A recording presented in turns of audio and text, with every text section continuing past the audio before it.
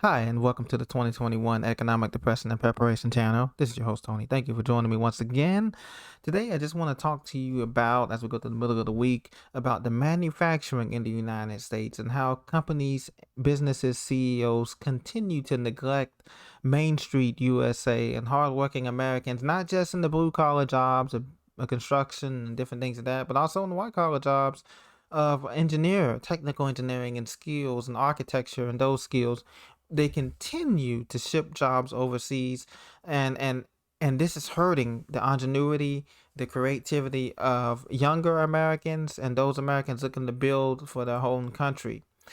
MarketWatch.com today: Elon Musk leaves Europeans guessing on the location of a future Tesla plant. Analysts note that establishing a car factory geared toward the European market in the UK is a tall order. So now we have Mr. Elon Musk thinking about building a gigafactory near Berlin, northeastern Germany. And he visited his site, the site there, and the UK government is courting the Tesla plant founder, hoping that he may build his next electric car factory in the country. But Musk said on Friday that he's considering Russia as a possible location. Musk said that in the past that the exit of the UK from the European Union created too big of a risk for a company that would want to export most of its car production to Europe. So here we have a company, Tesla, one of the big companies on the stock exchange in America. They are moving their production and everything else over to Europe for tax purposes, I assume. They are creating jobs over in Europe, over in possibly Russia, not in the United States. Note that. The UK government's Office of Investment, created last year to lure foreign investment to the country, has been asking regional authorities to submit plans for potential factory sites that cover 250 hectares, according to media reports. Musk has criticized Germany's regulations this week during a visit to the site of his first gigafactory in the state of Brandenburg, where the production of the first cars had been delayed from July to the end of the year. He says, quote, "I think there could be less bureaucracy. That would be better," he said.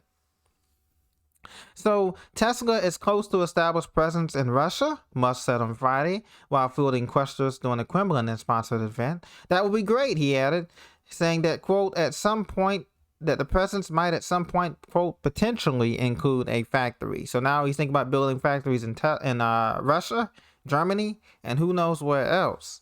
Making these investments made his money now. He made his money in the U.S., but he's making investments outside of the U.S. So this led me to believe, where is the manufacturing in the United States happening? Where is it going? And what's the future of it? Well, let's look at that. Let's look at the numbers here. This is the numbers from the NIST.gov. You can go there and check it out for yourself. NIST.gov, the manufacturing sector site. So let's look at the impact of the pandemic. Let's look at the numbers here. NIST, by the way, stands for National Institute of Standards and Technology Manufacturing Extension Partnership here. So we're going to look at the numbers here. Now, grouping the states. This is inflation adjusted numbers. The bad news is that real manufacturing GDP fell in 12 states over the period from 2009 to 2019. Real manufacturing GDP, that's gross domestic product, in the U.S. grew at a tepid annual rate of 1.6%. For comparison, from 1999 to 2007, manufacturing GDP in the U.S. grew nearly twice as fast on an annual basis at 3.1%. So he divides the data into the states into 5 groups. Group 1, this included Michigan, Montana, New Hampshire, Arizona, South Dakota, Oregon, Nevada, South Carolina, and Florida. This group made up a handful of states that saw real manufacturing GDP grow by a compound annual growth rate of more than 3% between 2009 and 2019. So this is twice as high as the national rate. If you live in one of those states, you were growing, manufacturally speaking, up until the pandemic. Group 2 experienced 10 states that experienced real manufacturing growth between 2 and 3% annually. So this group was growing faster than the nation as a whole. 4 states: Ohio, Kentucky, Tennessee, and Alabama. Obviously, this has to do from the auto belt. They have a lot of car plants in these states: Honda, Toyota, BMW, etc. And that's why they're growing.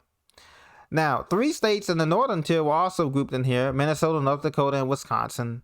Idaho, Kansas, and Texas were grouped in there now. Now, we had 14 states that were growing more slowly than the first 2 groups. So this is the states that things are lagging behind in terms of manufacturing that we will manufacture that we do have here.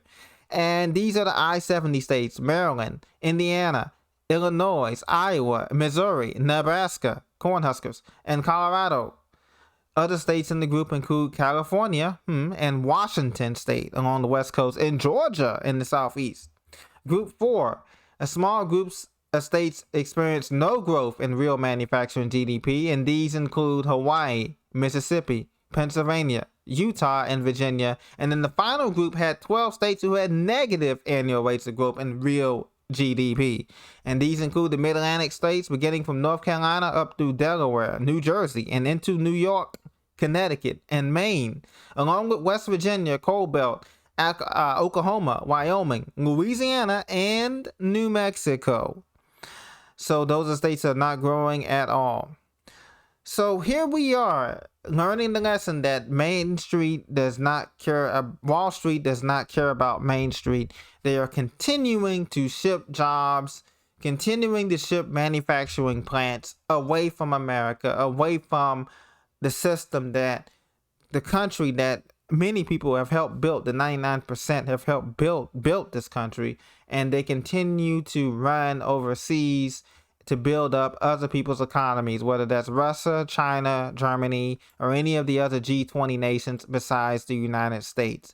So this is what we have to look forward to, ladies and gentlemen. We have to look forward to less manufacturing in the United States, more urban planning being done by foreign investment companies over here, buying up the hotels, the tall condominium apartment buildings.